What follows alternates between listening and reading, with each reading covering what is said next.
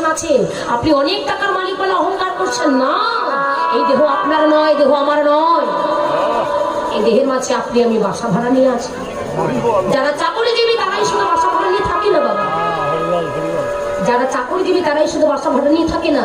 বিচার করে দেখবেন আমরা প্রতিটা দিন এই দেহের মাঝে বাসা ভাড়া নিয়ে আছি।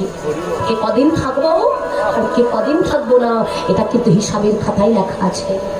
যেদিন আপনার আমার জীবনের গলা দিন পূর্ণ হবে, সেদিন পরমাত্মা রূপী ভগবান এই দেহ থেকে বিরাজ করে আরেকটি নতুন দেহ প্রবেশ করবে।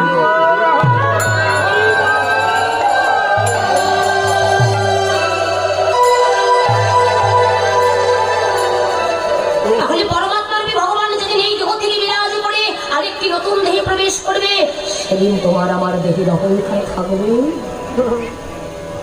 সেদিন জীবের অহংকার চূর্ণ হয়ে যাবে। তাহলে ভগবান থাকেন কোথায়?